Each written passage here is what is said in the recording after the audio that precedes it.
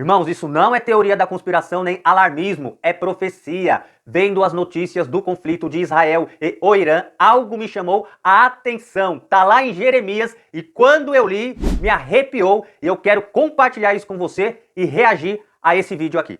Qual é a profecia direcionada a esse regime ditador do Irã? Então, é Jeremias 49, 34 a seguir, que é a profecia contra Elão. Elão é ali numa região do Irã. E olha o que Deus diz, é muito forte, porque assim, ó, isso aqui tá nítido, eu vou explicar. Ó, a palavra do Senhor que veio a Jeremias, o profeta, contra Elão, no princípio do reinado de Zedequias, rei de Judá, dizendo: assim diz o Senhor dos Exércitos, eis que eu quebrarei o arco de Elão, principal do seu poder. Deus, eu vou quebrar a tua força. Eu vou destruir o teu arco, quer dizer, você não vai ter como lançar a flecha. Não é o que está acontecendo? Agora, olha só, que isso aqui é o mais forte, ó.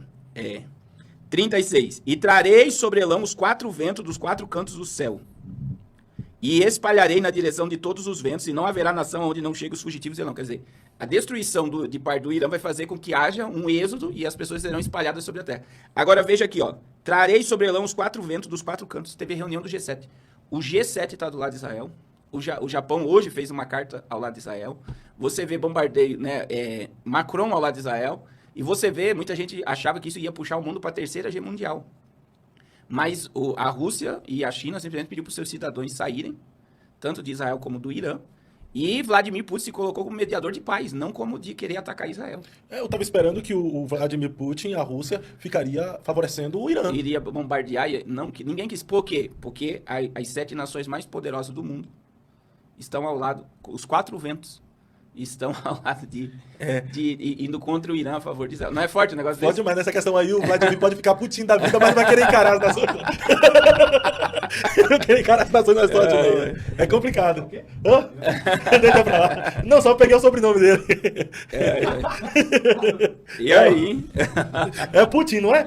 Ele pode ficar putinho da vida, mas não vai querer encarar essas nações aí que tem um poder de armamento bélico que pode destruir a Rússia, né? E aí vem, ó. Aí vem, verso 37 é o mais forte. Olha que interessante, irmãos. Jeremias já avisava, o arco de Elão seria quebrado. E hoje, o Irã, antiga Pérsia, desafia Israel sem saber que está cumprindo uma sentença milenar. Não é apenas política se cumprindo diante dos nossos olhos. Aí é o próprio Deus dizendo. Olha o que Deus está dizendo. E farei que Elão tema diante dos seus inimigos. Já está acontecendo. Porque é uma pressão gigantesca em cima do Irã. E diante dos que procuram a sua morte. Agora, isso aqui é Deus dizendo, tá? E farei vir sobre eles o mal, a saber, o furor da minha ira, diz o Senhor, e enviareis após eles a espada até que venha consumi-los. Essa profecia é contra o Irã. Contra o Irã. Pode acontecer agora, nesse período de conflito? A queda do regime agora. Você vê, o arco de Elão já está sendo, o arco do Irã está sendo destruído, que é.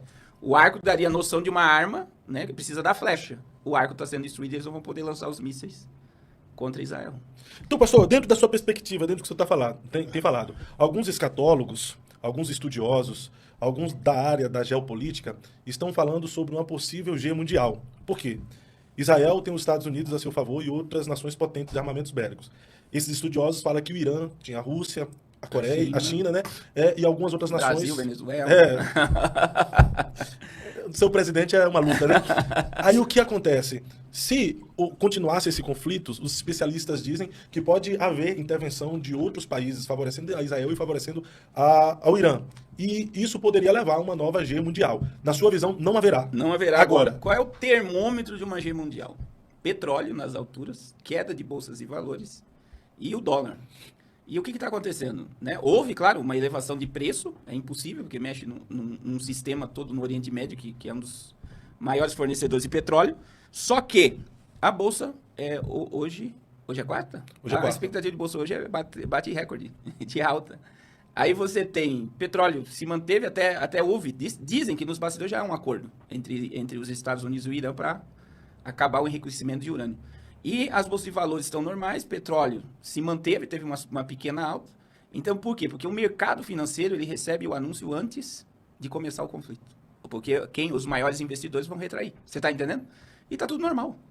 Por quê? Porque as nações estão a favor de Israel. Irmão, sabe o que eu achei mais interessante? Quando a Escritura diz, o próprio Deus diz que espalharia, né, esse povo específico, aos 4 ventos da terra, ou seja, É um êxodo, são as pessoas fugindo. E quando eu vi aquelas imagens da população em massa fugindo, né, de Teherã, da capital, aquela imagem de vários carros, pessoas, olha como a escritura está mais atualizada do que muitas pessoas imaginam. Esse conflito, meus irmãos, é o sinal de que Jesus está prestes a voltar. Lembre-se sempre disso. O relógio da volta de Cristo é Israel. Mas eu queria saber de você o seguinte: há pessoas que estão apoiando o Irã, defendendo o Irã. Outras estão defendendo Israel. Nesse conflito, deixa aqui nos comentários quem você está apoiando e por quê.